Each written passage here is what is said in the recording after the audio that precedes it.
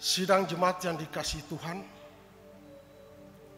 marilah kita diam sejenak, meneduhkan hati, mempersiapkan roh, hati, dan pikiran bagi Allah.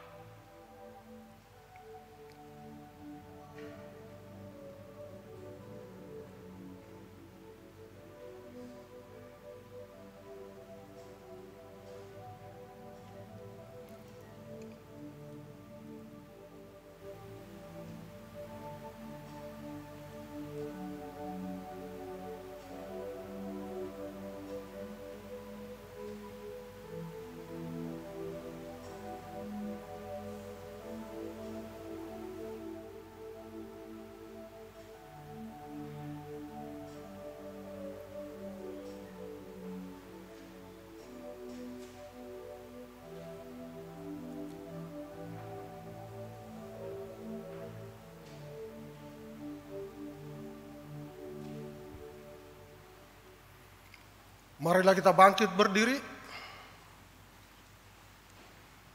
Kita menyambut firman Tuhan sambil bernyanyi dari nyanyian PKJ nomor 7, bait pertama dan baitnya yang kedua.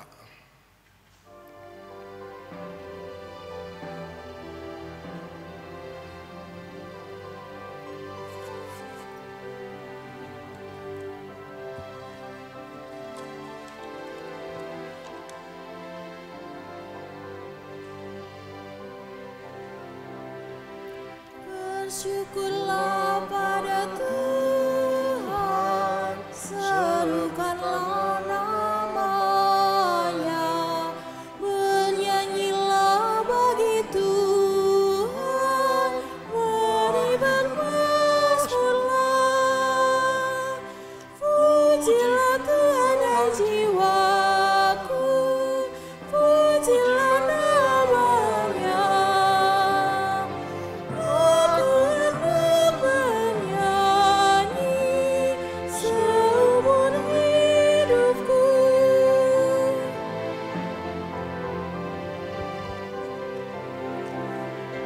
Hatiku siap ya Tuhan, bernyanyi dan bermazmur, karena Engkau Maha baik, setia dan benar. Pujilah Tuhan hai jiwaku, pujilah nama-Nya. Aku hendak bernyanyi seumur hidupku.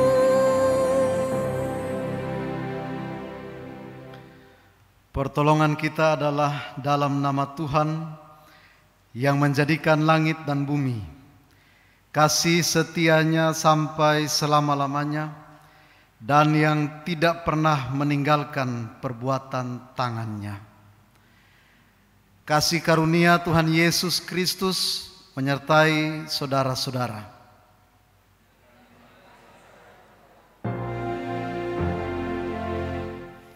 Amin.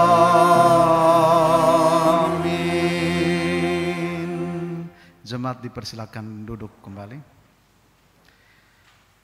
Sidang jemaat yang dikasihi Tuhan, firman Tuhan yang membimbing kita dalam ibadah hari ini terambil dari Injil Matius pasal 18 ayat 21 dan ayat 22.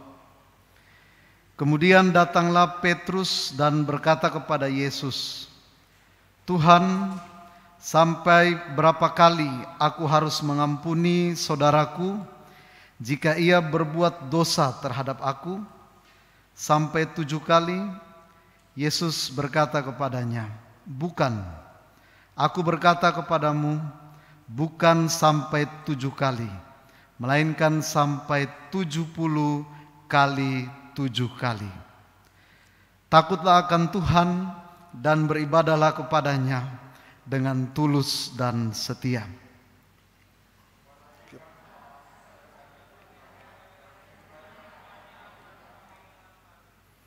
Kita aminkan dengan bernyanyi dari PKJ nomor 7, baitnya yang ketiga.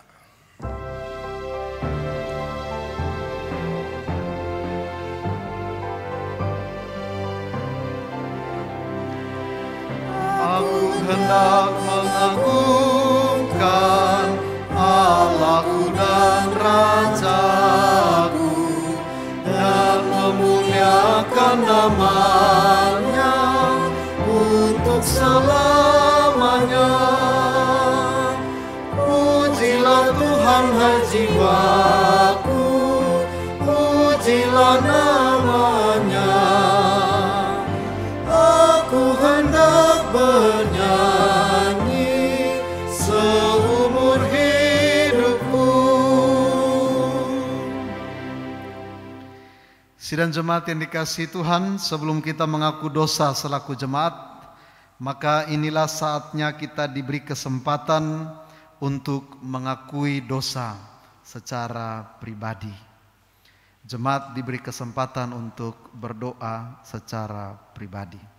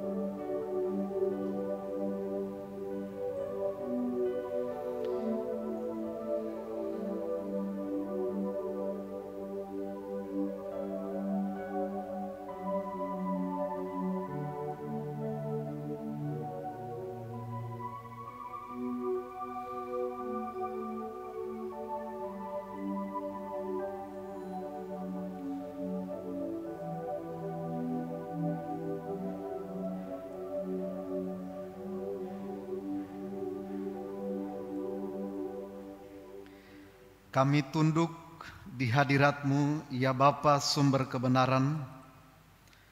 Kami mengaku betapa kami jauh dari berlaku setia kepadamu. Kami hidup di dalam kegelapan. Kami berdusta dan tidak melakukan kebenaran. Kami melalaikan perintah-Mu dan sering tidak bertanggung jawab atas berbagai karunia yang Tuhan percayakan kepada kami.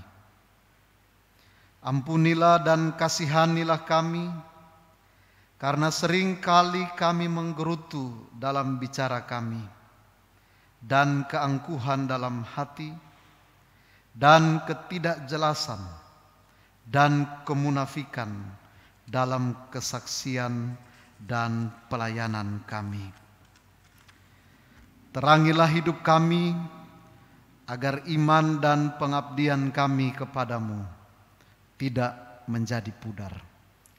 Amin. Sidang jemaat yang dikasihi Tuhan, mari kita berdiri, kita bersama-sama mendengarkan berita anugerah pengampunan dosa dari Tuhan. Sesungguhnya pengampunan dosa telah berlaku bagi kita dalam nama Allah Bapa, Anak, dan Roh Kudus. Sebab beginilah firman Allah yang terdapat dalam Kolose pasal 1 ayat 13 dan 14. Demikian firman Tuhan. Ia telah melepaskan kita dari kuasa kegelapan dan memindahkan kita ke dalam kerajaan anaknya yang kekasih. Di dalam Dia kita memiliki penebusan, yaitu pengampunan dosa. Amin. Jemaat, kita bernyanyi dari Kidung Jemaat 40 baitnya yang pertama.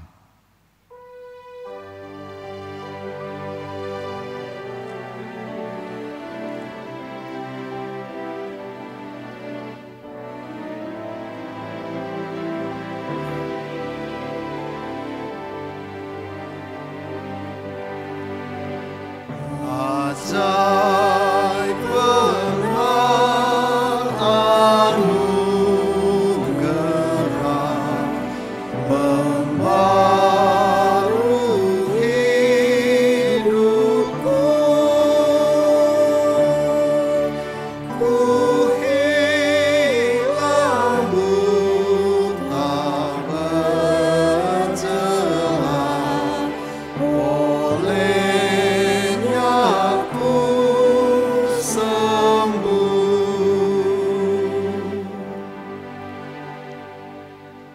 Sidang jemaat yang dikasihi Tuhan, pengakuan dosa secara ikhlas dan pemberitaan anugerah Allah yang mengampuni membawa kita untuk memberlakukan seluruh kehidupan dan panggilan hidup kita sesuai dengan perintah Tuhan yang terdapat dalam Injil Matius pasal 6 ayat 14 dan ayat 15. Demikian firman Tuhan.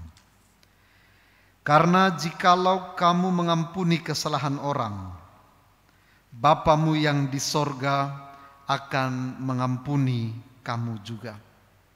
Tetapi jikalau kamu tidak mengampuni orang, Bapamu juga tidak akan mengampuni kesalahanmu. Amin. Kita bernyanyi bersama dari Kidung Jemaat 40 baitnya yang kedua.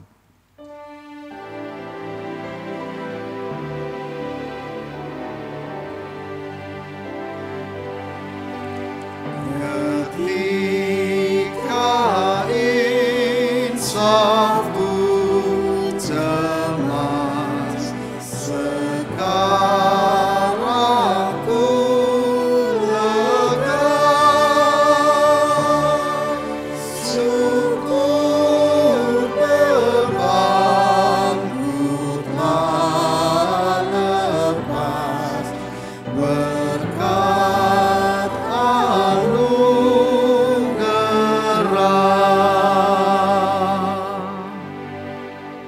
Jemaat dipersilakan duduk kembali.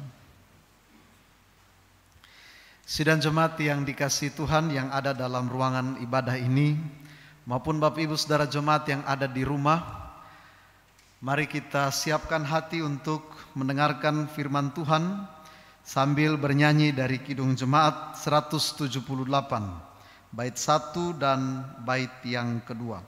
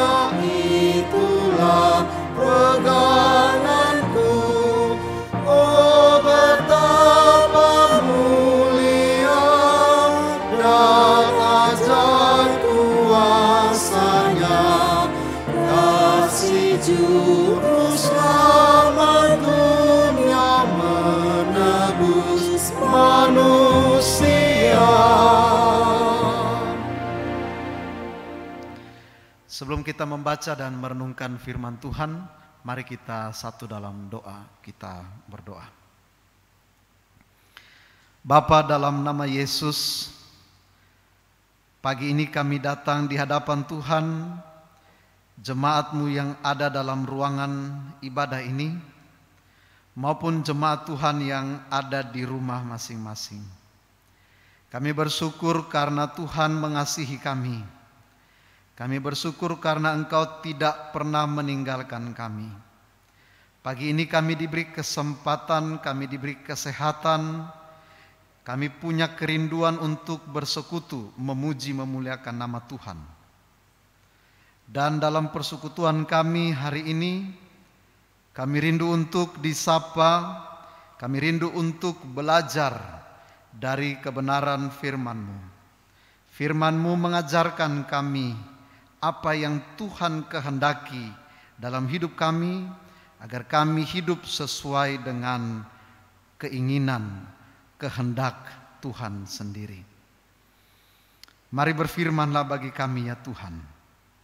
Kuasai hati pikiran kami dengan kuasa Roh Kudus-Mu, agar firman yang kami baca, kami diberi pemahaman yang benar, dan kami dimampukan untuk dapat melakukan firman-Mu dalam hidup kami.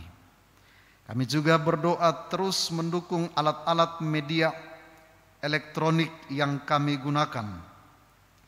Kami berdoa Tuhan memberkati setiap alat yang kami gunakan, baik alat-alat yang ada di rumah-Mu ini, di gereja Tuhan, maupun media yang digunakan oleh jemaat Tuhan.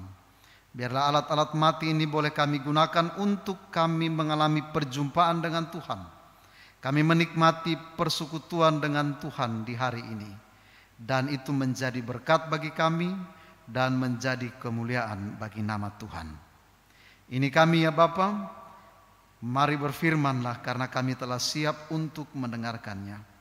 Dalam nama Tuhan Yesus firman yang hidup kami berdoa. Tuhan menyertai kamu. Diberkatinya Engkau. Amin.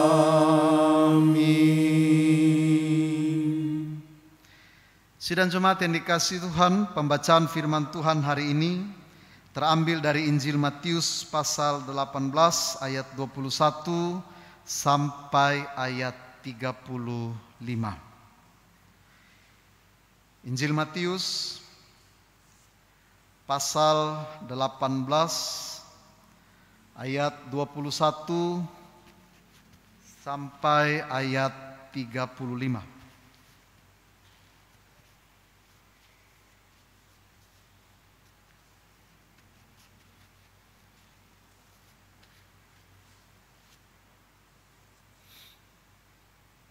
Lembaga Alkitab Indonesia memberikan perikop perumpamaan tentang pengampunan.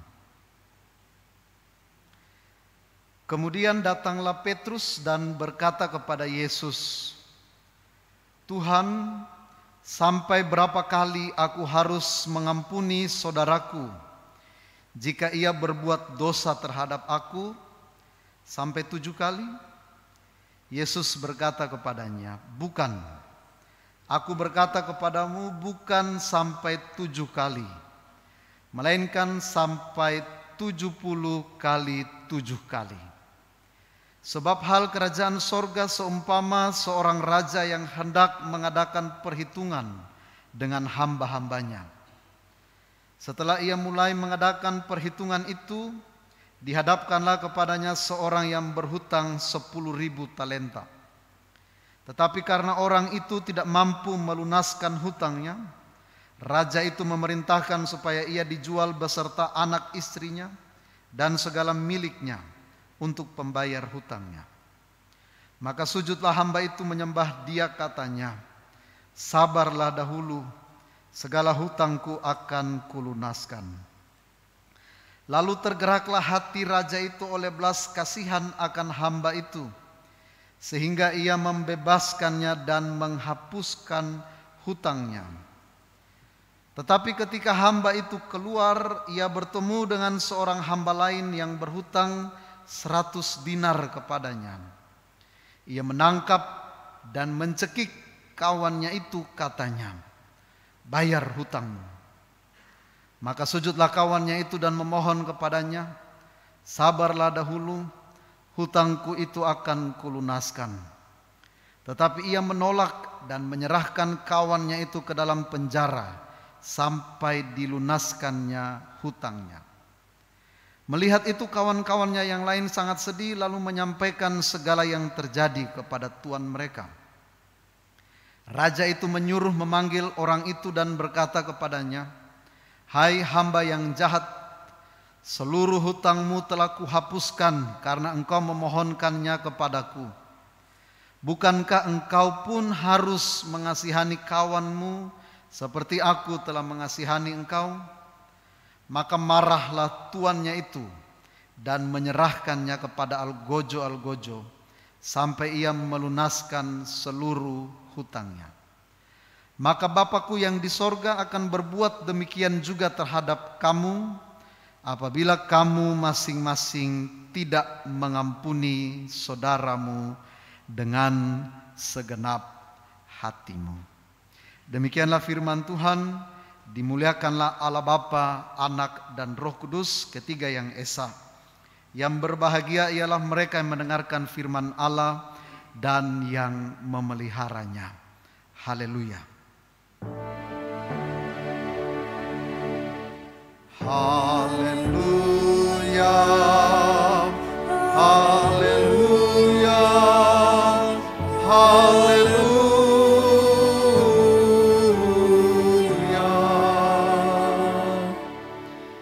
Salam.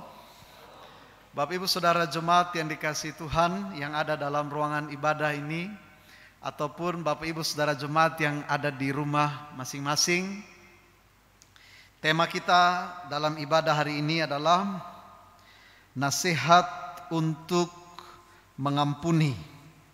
Bapak Ibu Saudara, saya mendapatkan ada beberapa peristiwa menarik dari satu kata pengampunan.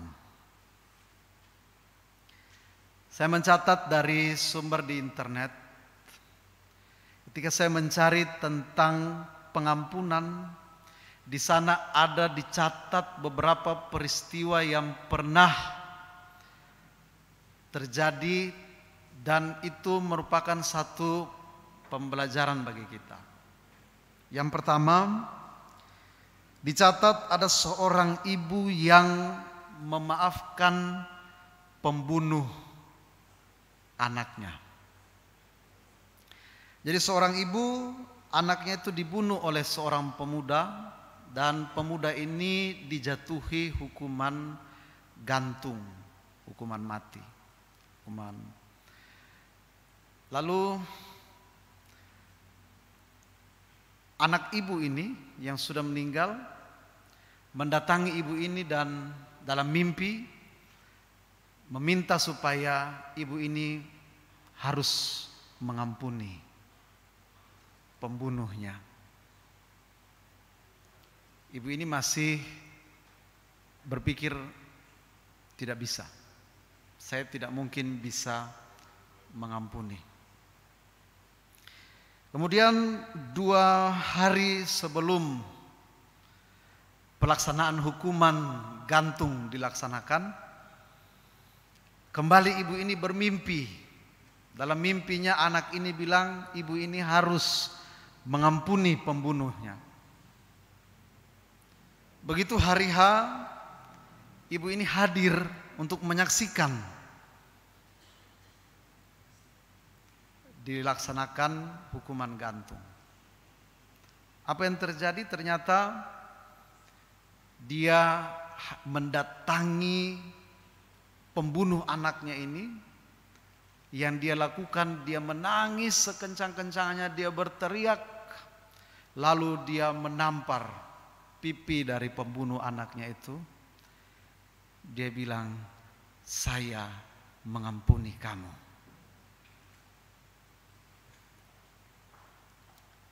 Begitu beratnya, tetapi ibu ini harus mengampuni. Dia berteriak sekencang-kencangnya dan dia bilang, saya mengampuni kamu. Memang berat, tetapi dia harus lakukan. Yang kedua, kita pernah dengar Paulus II yang memaafkan seorang pemuda dari Turki yang mencoba untuk membunuhnya, berusaha untuk membunuhnya. Dan itu dicatat. Dalam perjalanan Paulus sudah sekarat, dia bilang, saya ingin bertemu dengan orang yang tembak saya. Mau ngapain Pak? Udah Bapak fokus aja pada kesehatan. Saya ingin bertemu dan saya mau mengampuni, mau memaafkan, mau mendoakan orang itu. Dan ketika Paulus pulih, dia mendatangi pemuda ini di penjara, lalu dia bilang, saya memaafkan, saya mengampuni kamu. Dan dia berdoa untuk pemuda itu. Hasilnya pemuda itu kembali ke negara asalnya, dan dia dengar cerita dari catatan internet itu, dia memutuskan untuk masuk menjadi pemeluk agama Kristen. Yang ketiga, seorang ayah yang mengampuni pembunuh putranya. Jadi putranya ini bersama temannya satu mobil, temannya ini di bawah pengaruh alkohol, memang agak bandel, nakal dalam tanda kutip. Lalu mobil yang mereka kendarai mengalami kecelakaan. Sopirnya hidup, sehat, tapi anak bapak ini meninggal. Dan ini memancing kebencian dari bapak ini. Dia bilang, kenapa bukan kamu yang harusnya mati gitu, bukan anak saya. Kamu yang dibawa pengaruh alkohol, kamu yang bawa mobil, harusnya kamu yang mati, bukan anak saya. Kenapa harus anak saya? Tetapi ketika temannya ini ada di dalam penjara, proses berlangsung bagi seorang bapak. Dia mendatangi pemuda itu dan dia katakan, saya mengampuni kamu. Hasilnya, pemuda itu dia memutuskan untuk dia tidak mau lagi menyentuh minuman keras atau minuman alkohol, apalagi ketika menyetir kendaraan. Dan yang terakhir dicatat, ada seorang wanita yang ditembak oleh seorang anak usia 13 tahun. Awalnya dia tidak tahu siapa yang melakukan itu. Begitu pulih dia penasaran. Lalu polisi, hasil investigasi dari polisi, ketangkep anak 13 tahun. Lalu wanita ini bilang, saya harus cari tahu kenapa 13 tahun bisa melakukan tindakan kriminal seperti ini. Usut punya usut, ternyata anak ini berasal dari keluarga broken home. Ayah ibunya bercerai, ibunya narkoba, dia tinggal dengan ibunya dan dia tidak mendapatkan perhatian apa-apa dari siapapun. Ketika wanita ini dia melihat dan dia meneliti latar belakang dari anak 13 tahun ini, dia putuskan bahwa bukan anak ini yang salah, tapi dia tidak tahu apa-apa. Maka tugas saya harus mengampuni dia supaya dia tahu, supaya dia belajar untuk lebih baik. Dan wanita ini mengampuni anak 13 tahun itu. Bapak Ibu Saudara dikasihi Tuhan, dari peristiwa-peristiwa ini tentang pengampunan, bagaimana dengan Bapak Ibu Saudara dan saya? Mampukah saudara dan saya untuk mengampuni 70 kali 7 kali? Simon Petrus ketika datang kepada Tuhan Yesus, di dalam pikirannya itu sudah ada tradisi, sudah ada pengajaran yang beredar pada saat itu yang mengatakan bahwa ketika orang melakukan kesalahan kepada kita cukup 3 kali. 1 kali, oke. 2 kali, tarik napas panjang. 3 kali, nyanyikan lagu Tiada Maaf Bagimu. Ada pengajaran yang beredar saat itu bahwa orang yang melakukan kesalahan cukup 3 kali. Selebihnya jangan lagi. Cukup 3 kali kita mengampuni. Maka Petrus bertanya kepada Tuhan Yesus, Tuhan, sampai berapa kali aku harus mengampuni saudaraku yang berbuat dosa terhadap aku? Sampai 7 kali? Tuhan Yesus bilang bukan sampai 7 kali, tapi 70 kali 7 kali. Dalam percakapan kita, 70 kali 7 kali itu berarti tidak terbatas. Pertanyaan aplikatifnya, mampukah kita sebagai manusia? Kadang kita berkata begitu, pendeta, saya masih manusia loh, saya punya perasaan loh. Pendeta, kalau saya mengampuni dia 1 kali, 2 kali, 3 kali, 4 kali, dan seterusnya saya mengampuni dia, saya nanti akan diinjak-injak. Rugi saya kalau saya mengampuni dia terus. Rugi saya kalau nanti dia melakukan 1 kali, 2 kali, dan seterusnya. Dia datang, saya mengampuni. Akhirnya saya tidak dianggap. Akhirnya saya disepelehkan. Udahlah, gampang kalau berurusan sama si A itu. Paling kita datang minta maaf, sudah selesai. Dia pasti maafkan. Akhirnya kita diinjak-injak. Kita tidak dianggap. Bapak Ibu Saudara yang dikasihi Tuhan, hari ini firman Tuhan mau katakan, dari bacaan firman Tuhan ini, pengampunan itu bukan inisiatif manusia.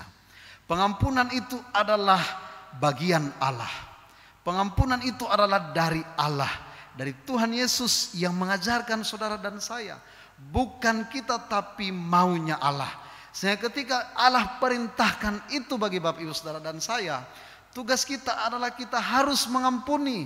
Ketika orang itu memperlakukan, menyepelehkan, orang itu menganggap kita sepele, orang itu menginjak-injak martabat kita, maka kita sudah terlepas. Urusan kita bukan lagi dengan manusia. Kalau orang itu menyepelehkan pengampunan yang kita berikan, maka dia bukan lagi berurusan dengan manusia. Tugas kita apa? Tugas kita melepaskan pengampunan itu. Ada satu ilustrasi. Seorang guru, dia minta anak-anaknya bawa kantong plastik transparan, 1 kantong plastik, lalu isi kentang. Kentang itu, jumlah kentang itu harus diisi sebanyak orang-orang yang pernah mereka tersakiti oleh orang-orang itu, dan mereka benci orang-orang itu. Kalau misalnya 3 orang, berarti kentang itu 3. Lalu mereka bawa, gurunya bilang begini, 1 bulan ke depan kita akan ketemu lagi. Saya catat si A punya berapa, si B punya berapa, si C punya berapa. 1 bulan ke depan itu kalian tidak boleh buang. Kemanapun kalian berada harus pegang itu. Mau ke kamar mandi bawa itu, mau ke kamar tidur bawa itu, mau ini bawa itu. Akhirnya kentang itu busuk. Ada kentang yang busuk, dan kalau sudah busuk dia baunya kurang sedap. Mereka bawa. 1 bulan kemudian mereka bawa, ketemu dengan gurunya. Lalu gurunya tanya, bagaimana pengalaman saudara bawa kentang itu selama 1 bulan? Aduh Bu, baunya minta ampun. Udah gitu ada yang sampai 5, ada yang sampai 8. Lumayan juga ya. Gurunya bilang begini, itulah kalau kita masih menyimpan kebencian, kemana-mana kita bawa bau busuk itu. Kalau kita masih menyimpan kepahitan, kita kemana-mana kita bawa bau busuk itu. Baru 1 bulan saudara sudah tidak betah. Kalau saudara bawa seumur hidupmu, bahkan kalau bilang sampai di tanah merah, ketemu di tanah merah, berarti seumur hidupmu saudara membawa bau busuk itu. Saudara, ketika kita melepaskan pengampunan, kita bebas, kita sudah terlepas. Hari Minggu yang lalu, renungan firman Tuhan dari Injil Matius pasal 18 ayat 18. Ayat sebelumnya dikatakan, apa yang kita lepaskan di bumi terlepas di sorga. Apa yang masih terikat di bumi terikat di sorga. Sehingga ketika Bapak Ibu Saudara dan saya kita melepaskan pengampunan bagi orang lain, kita terlepas dari ikatan-ikatan itu.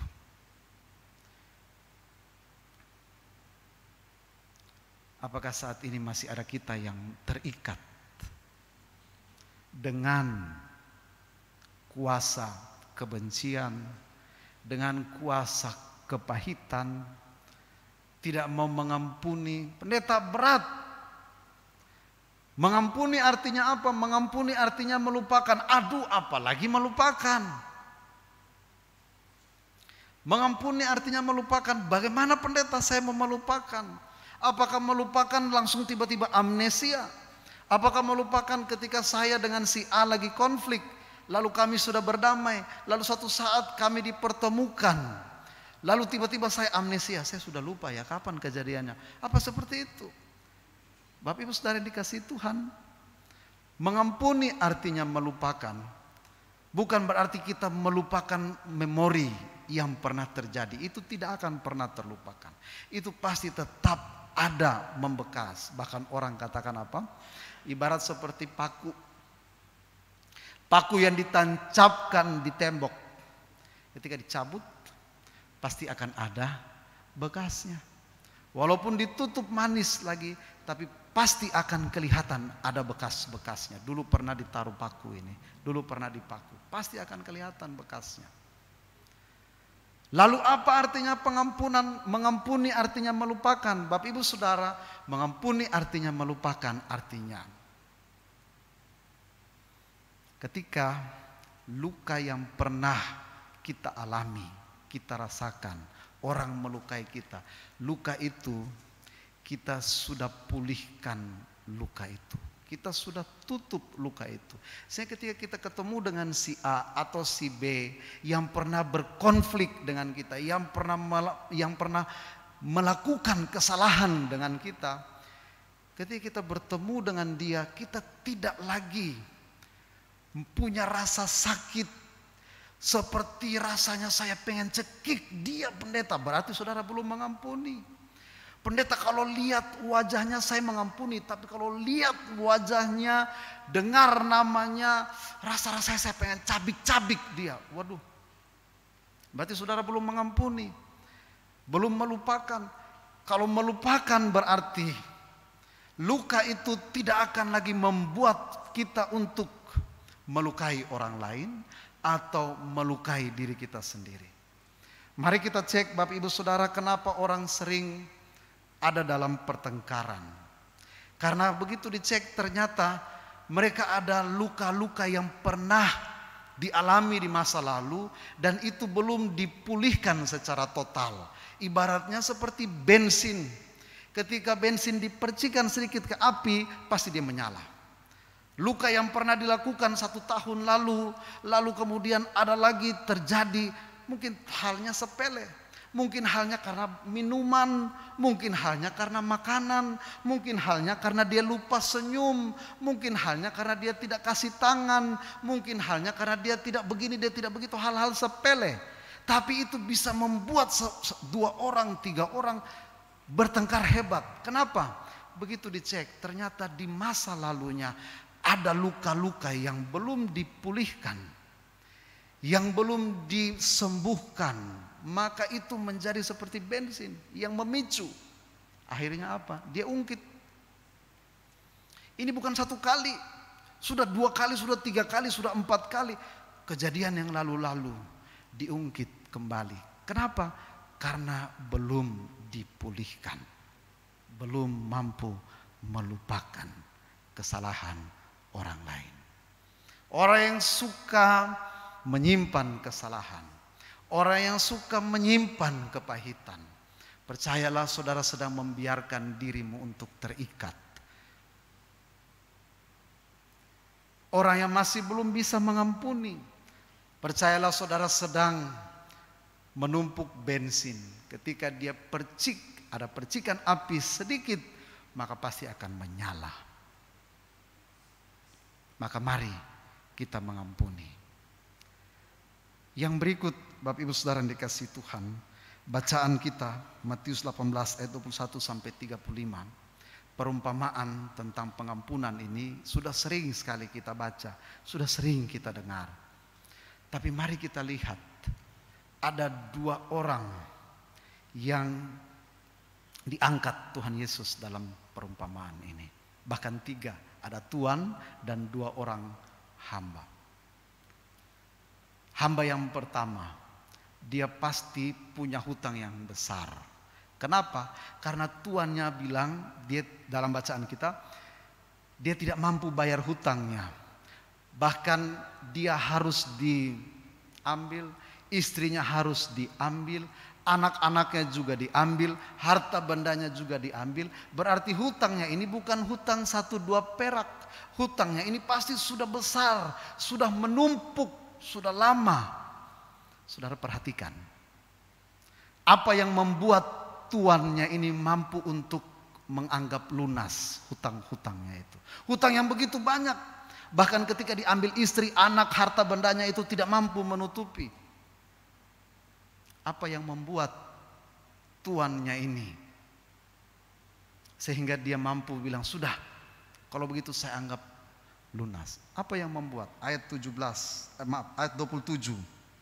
di sana dikatakan, hati tuannya tergerak oleh belas kasihan. Belas kasihan terhadap apa? Terhadap hambanya yang mengemis-ngemis minta pengampunan. Hambanya yang sudah sujud, hambanya yang sudah mungkin menangis, dia memohon dengan sangat. Berarti fokus tuannya bukan pada jumlah hutang hambanya ini. Fokus tuannya pada belas kasihan terhadap orang ini. Saya kasihan lihat dia. Dia sudah sujud-sujud menyembah saya, masa saya tega? Yang kedua, ketika hamba ini sudah diampuni, saudara perhatikan, dia bertemu dengan temannya yang lain, yang hutangnya lebih kecil. Apa yang dia lakukan? Dia cekik temannya dan dia tuntut, harus bayar hutangmu. Fokus hamba ini terhadap temannya, fokusnya pada apa? Fokusnya bukan pada orangnya, fokusnya pada hutangnya, fokusnya pada jumlah uangnya, jumlah hutangnya. Saudara, arti dari perumpamaan ini mau dikatakan kepada kita, Tuhan melihat, Tuhan fokus, Tuhan mengasihi, belas kasihan Tuhan ada pada diri kita, pribadi lepas pribadi, bukan pada dosa. Tuhan benci dosa yang kita lakukan, tapi Tuhan mengasihi saudara dan saya. Maka dia mau mati di atas kayu salib untuk saudara dan saya.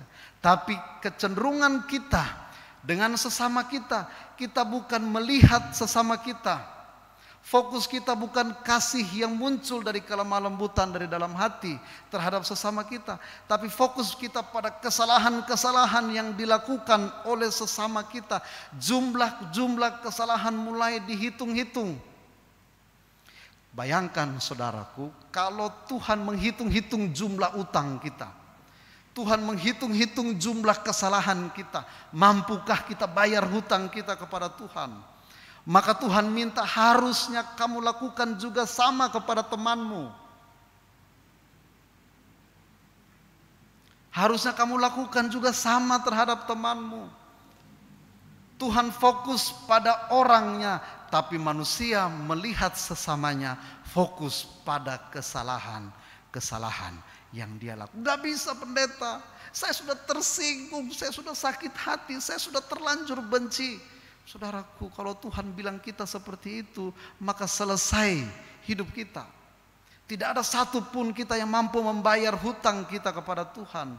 Maka jangan kita menghitung-hitung kesalahan orang lain yang pernah orang lain lakukan terhadap kita. Ada suami yang menghitung-hitung kesalahan istri, istri menghitung-hitung kesalahan suami, anak menghitung-hitung kesalahan orang tua.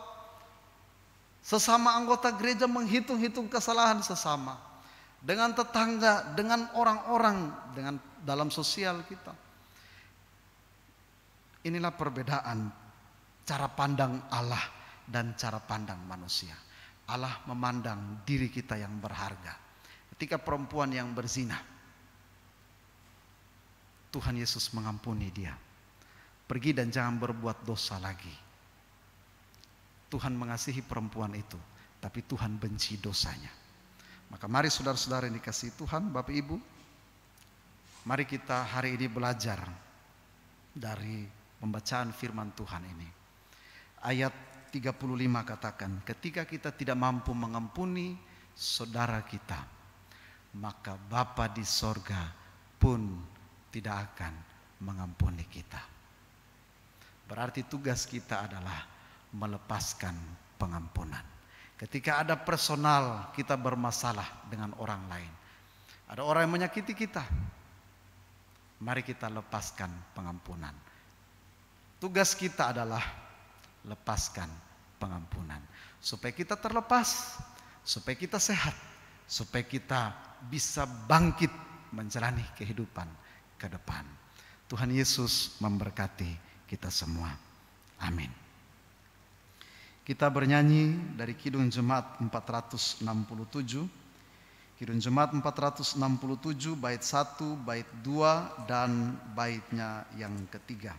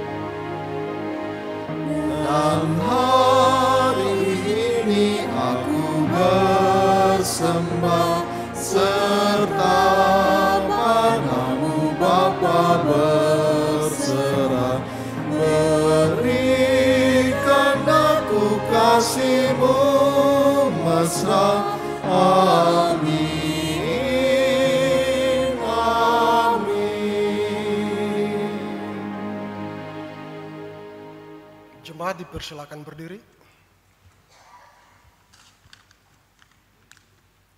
Jemaat yang dikasihi Tuhan Yesus Kristus, bersama-sama dengan semua orang percaya di segala abad dan tempat, marilah kita mengucapkan pengakuan iman yang am dan rasuli. Kita mulai.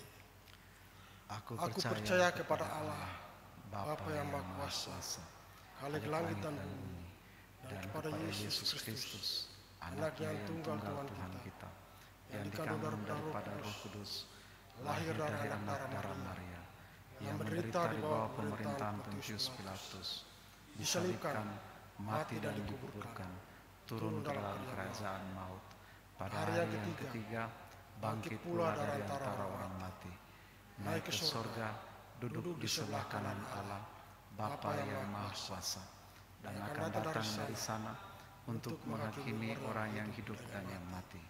Aku percaya pada Roh Kudus, gereja yang kudus dan am, persekutuan orang kudus, pengampunan dosa, kebangkitan daging, dan hidup yang kekal. Amin. Jemaat dipersilakan duduk.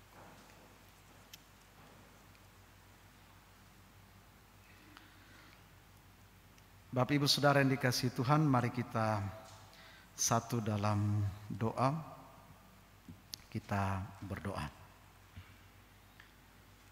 Bapa, dalam nama Yesus, Allah yang mengasihi kami, Allah yang meminta kami untuk membenci dosa, Allah yang mengajarkan kepada kami untuk belajar tentang pengampunan.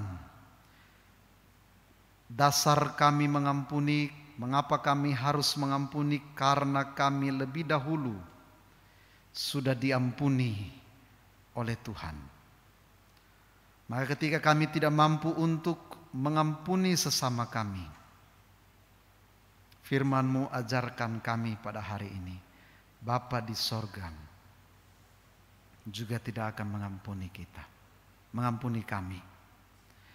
Bapa, kami bersyukur untuk kebenaran firman Tuhan yang hari ini menyapa kami, mengingatkan kami semua bahwa tugas kami sebagai orang percaya adalah kami melepaskan pengampunan. Ketika kami masih hidup dalam kepahitan, maka kami sedang membiarkan diri kami terikat. Maka kami sedang membiarkan diri kami kemana-mana kami membawa bau busuk yang akan merusak kesehatan kami.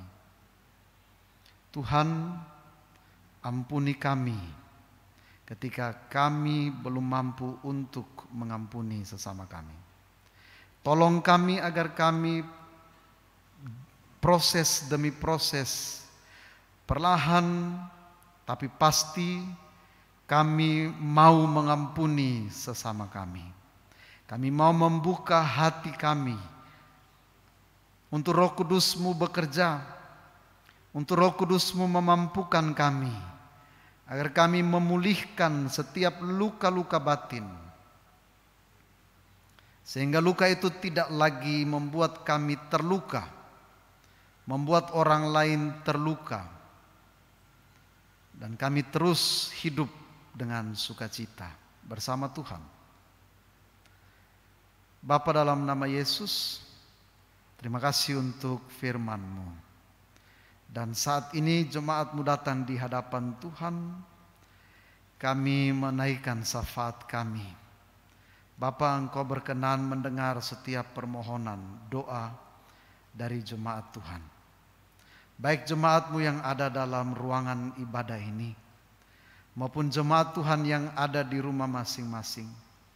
Kami berdoa Tuhan, dengan kasih-Mu, dengan kuasa-Mu, Engkau mendengar permohonan kami dan memberikan yang terbaik, menjawab sesuai dengan kehendak Tuhan sendiri.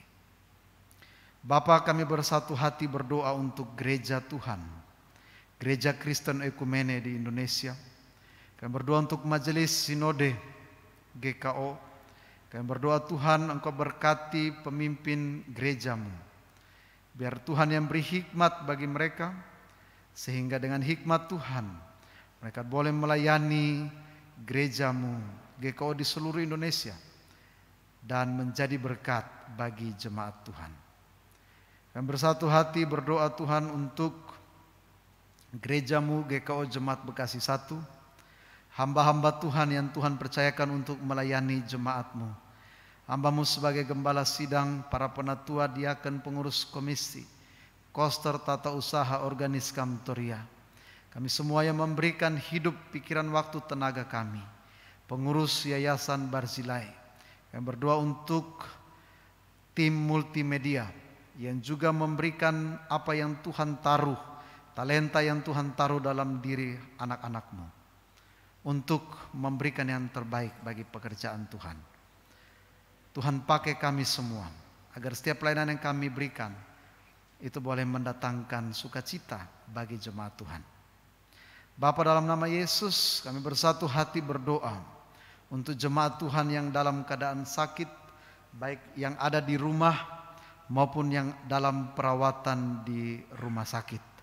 Kami bersatu hati berdoa untuk Bapak Fritz Koroh, Ibu Penatua Joyce Talahatu, Nyonya Stompul Borus Silitonga, Nyonya Panjaitan Boruna Baban, Ibu Turnip Saragi, Nyonya Nenggolan Borus Siburian, Bapak dan Ibu M. Tumanggor, Bapak M. Pangaribuan, Ibu Sukamto, Ibu Dema Borus Simbolon, Bapak Adlin Sianturi, Adik Audrik Apitulei, Ibu Diaken Suhartini Tandiawi.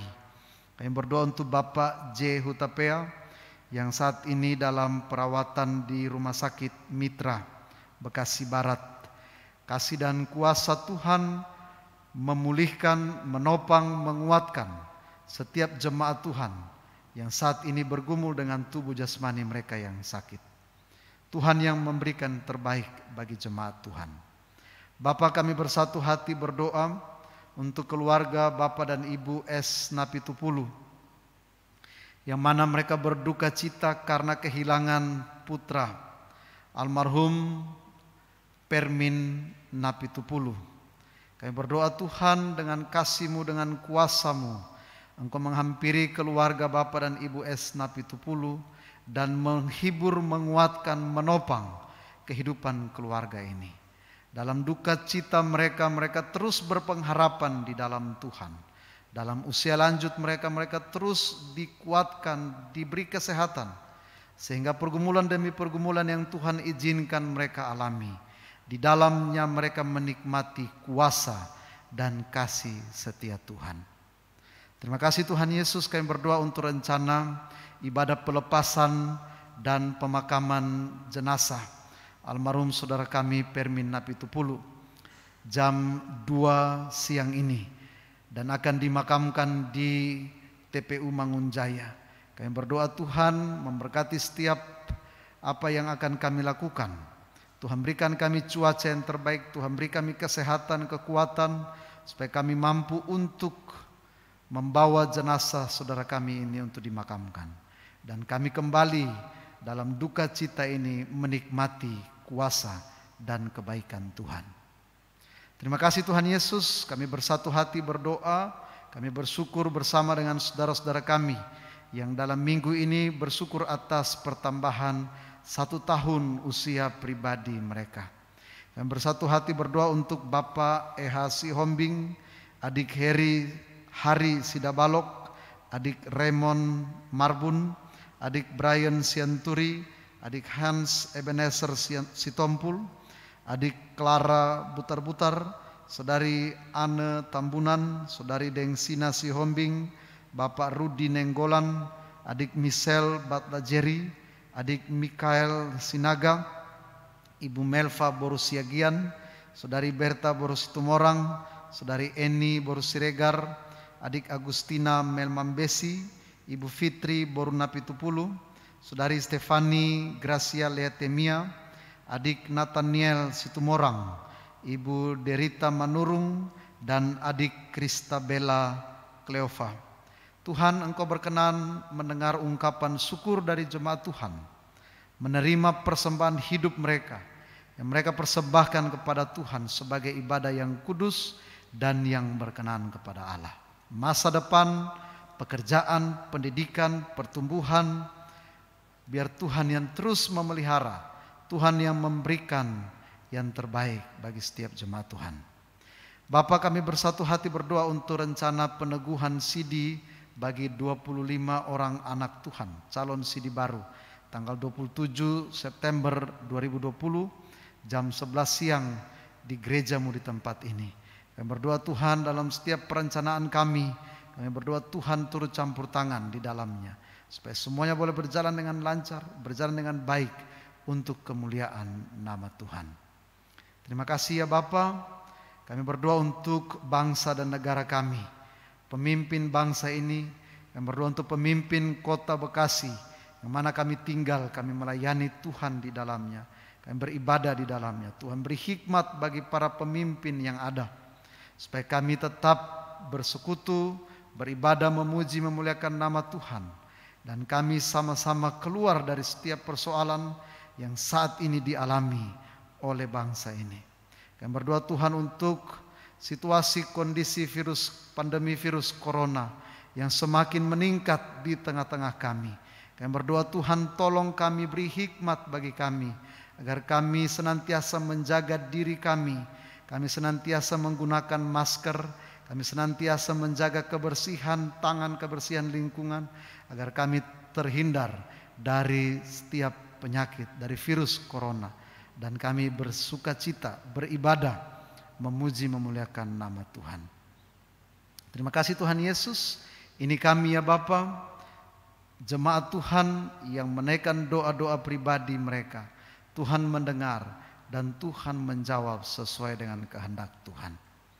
Hanya di dalam nama Yesus, Tuhan Juru Selamat, penebus hidup kami, dan yang sudah mengajarkan kami berdoa Bapa kami. Bapa kami yang di sorga, dikuduskanlah namamu. Datanglah kerajaanmu, jadilah kehendakmu di bumi seperti di sorga. Berikanlah kami pada hari ini makanan kami yang secukupnya, dan ampunilah kami akan kesalahan kami, seperti kami juga mengampuni orang yang bersalah kepada kami. Dan jangan membawa kami ke dalam pencobaan, tapi lepaskanlah kami daripada yang jahat. Karena Engkau yang punya kerajaan dan kuasa dan kemuliaan sampai selama-lamanya. Amin.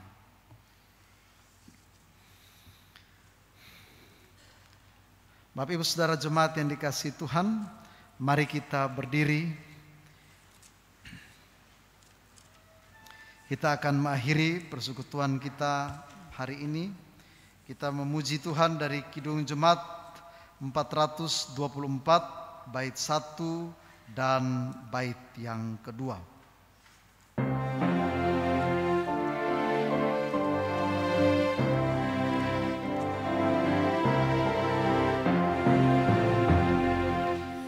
Yesus menginginkan aku bersinar baginya, dimanapun ku berada, ku mengenangkannya. Bersinar, bersinar, itulah kehendak Yesus. Bersinar, bersinar, aku bersinar terus.